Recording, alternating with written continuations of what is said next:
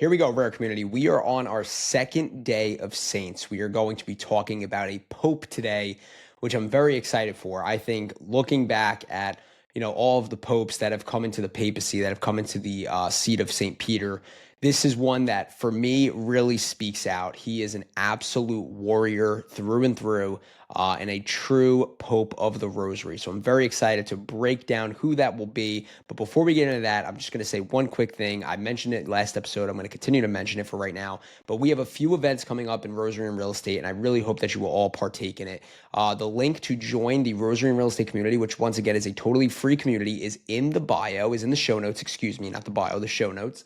And there's also a link in there to join the Rosary and Real Estate 5th ever event. This is a virtual event that is going to be on October 14th from 6:30 p.m. to 8 p.m. Eastern Time. We are going to be talking about real estate investing strategies. We're going to be talking about the Rosary. We're going to be talking about faith. We're going to be going through all of that stuff. I will have an official agenda as it gets closer. But for right now, get your seat. It's a totally free event. And please use the link in the show notes to sign up so that I can have an accurate head count of how many people are going to be joining. It is a great event, and we always end every single event with a group rosary, which every time I have in-person events or virtual events, people say, they come for the real estate a lot of times and they leave being like, wow, I'm totally opened up by the faith. And I love the prayer at the end. That was always great. So I'm very excited about that. And last thing I'll say before we get started today is October 7th, the Feast of the Holy Rosary. And I'm going to throw a little hint at that for this Pope, if you kind of understand where maybe that's leading. October 7th, we will be going to pray a group rosary in the Rosary and Real Estate community. And in order to join that group rosary, you need to join the Rosary and Real Estate community. So you have to go to the link in the show notes, join the Rosary and Real Estate community, once again, totally free, and go to the calendar tab, and you will see that on October 7th at 6:30 p.m. Eastern Time, we will be praying a group rosary. So those are my only plugs for today. That's my only plugs for the Rosary and Real Estate community. I know I've been mentioning this now for 16 days, basically. So if you haven't signed up on day 16 out of 21, I don't know if I'll get you. I'm trying to close last minute here. But if you have an opportunity to sign up, please do so. I would love to have you as being a part of it. And if you're listening on the Rosary and Real Estate community, fantastic. Thank you. And if you're listening on the Frankie D'Astoli Show, welcome. I'm excited to have you. So as I did last episode yesterday, I'm going to do a little screen share here, and we are going to be showing who our saint is for today. Today's saint is Pope Pius V, Saint Pope Pius V, the Dominican Pope of the Rosary. Now, most people are probably going to say, I don't even know who this is. And in truth, I didn't know who this was probably about 7 months ago until I kind of, was reading Father Calloway's book. And again, I'm going to keep referencing Father Calloway's book. I think it's amazing, amazing book on the Rosary and the history of the Rosary and all the people that were involved in it and continue to build it out. But Pope Pius V is truly one of my favorite saints at this point. And I think he is a perfect example of what we need in today's world with everything going on. And as we break his life down, I think you guys are all going to feel the same way. So here's a little quote from St. Pope Pius V. By the Rosary, the darkness of heresy has been dispelled, and the light of the Catholic faith shines out in all its brilliancy. It's a beautiful way to start off this episode for a man who really went in and saw heresy going on around him, dispelled it, drove it out, as Christ did when he went into the temple and saw all of the, people in there trading. It's very Christ-like, which is awesome, as it should be from a pope, and really pushed the light of the Catholic faith and fought against evil that tried to diminish that light. So Pope Pius V lived from the year 1504 to 1572. His papacy, the point of when he was a pope, was 1556 to 1572. His feast day, 2 days after St. Louis de Montfort's, is April 30th. Now, something that's really, really interesting about Pope Pius V is he started young. He became a Dominican at the age of 14. Now, you might be wondering what a Dominican is, but you know this. So in the history of the Rosary, we talked about this. Who was the Rosary given to by our Blessed Mother?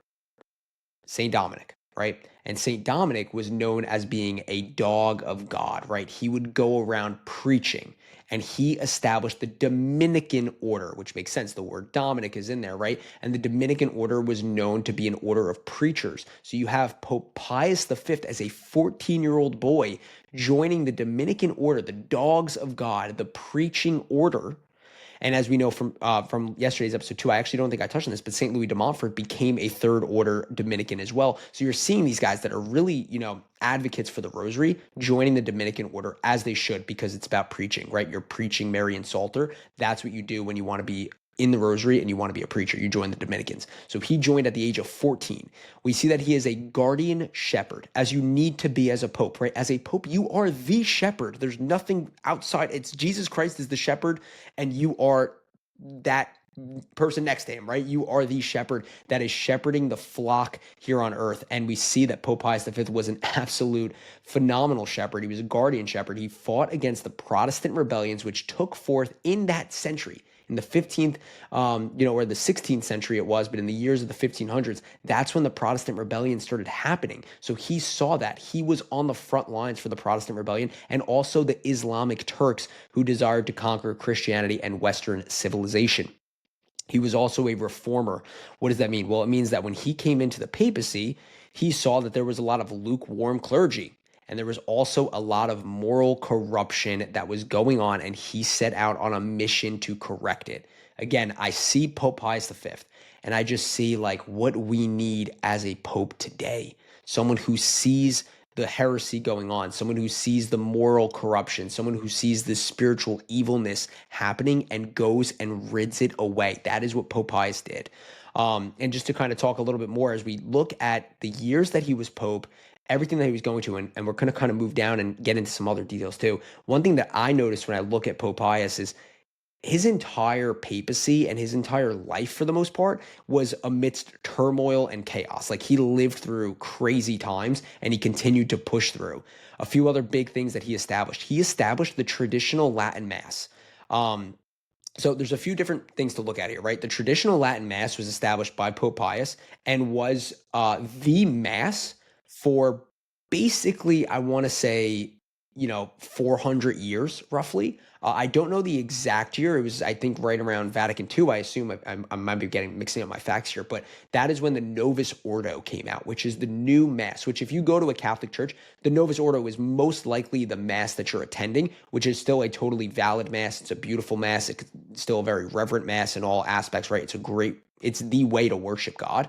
But the traditional Latin Mass is still a Mass that is accessible today and you can go to, and I've gone to it. It's absolutely beautiful. It's absolutely reverent. But Pope Pius V is known for establishing the traditional Latin Mass, which is crazy to think about, that he was the Pope that established the TLM, which is still so prominent in today's day as well.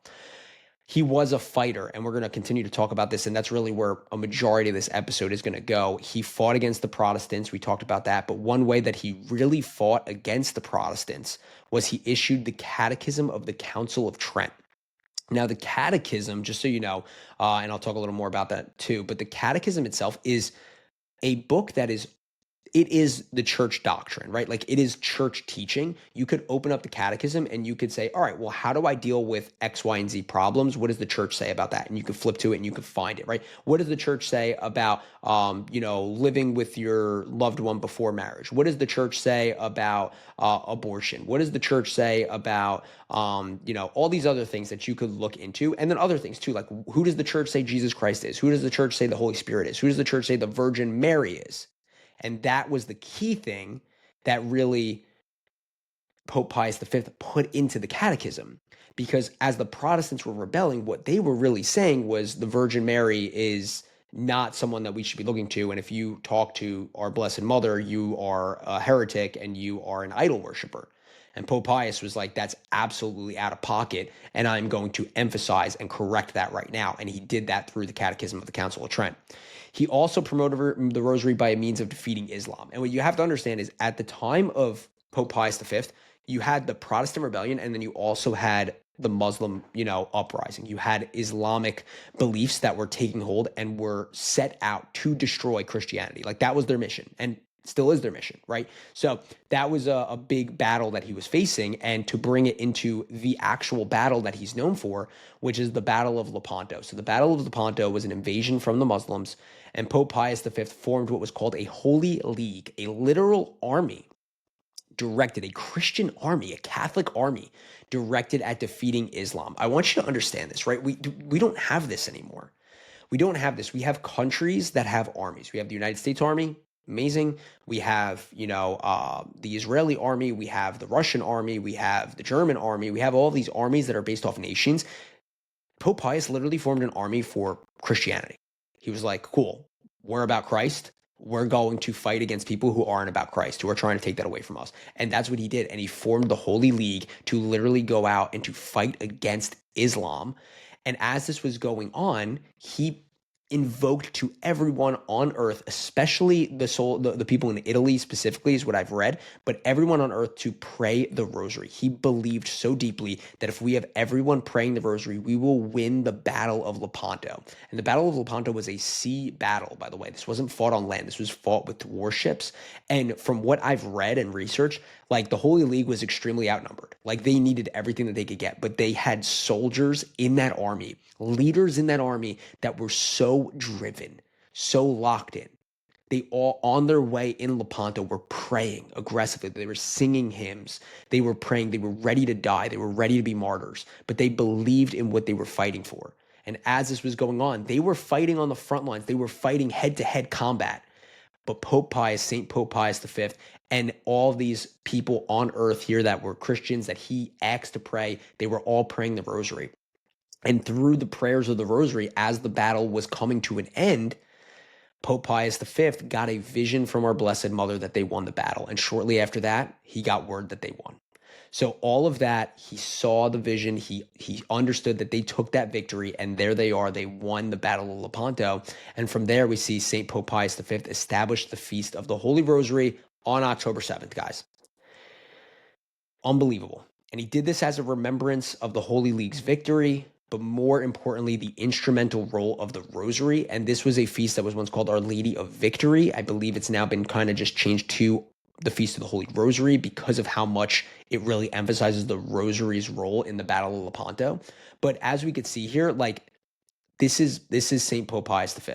And this guy, the amount of stuff he's accomplished, guys, the amount of stuff he's accomplished in his time of papacy, in his time of, just being on earth, from being a Dominican to becoming, the Pope, to, this massive Reformation, to starting the traditional Latin Mass, to fighting against Protestants, to fighting against Islam, to, creating the feast day of the Holy Rosary, which we're preparing ourselves to celebrate on October 7th through this rare 21-day challenge. It's second to none. It's second to none. I mean, he is a Pope that you pray that you see a Pope like this in your lifetime, because it must have just been awesome. It must have been awesome to be, a lay person and being like, that's my Pope. That guy's a savage. That guy is, for Christ, and he's ready to rock. And I just want to rock with him, right? So I'm going to stop the screen share here. And that is day 16, guys. Pope Pius, St. Pope Pius V. Very, very cool Pope. Very, very Rosary Pope, the Dominican Pope of the Rosary. And we are going to kick it into day 17 with a very, very famous saint. One that you definitely are most likely, I don't want to say definitely, but you're most likely going to recognize his name. He is an awesome saint, big Rosary saint, big Marian saint. So I'm excited to kick it there. But until then, pray the Rosary, buy real estate. Don't do what makes you happy. Do what makes you holy. And I'll see you guys tomorrow. Take care.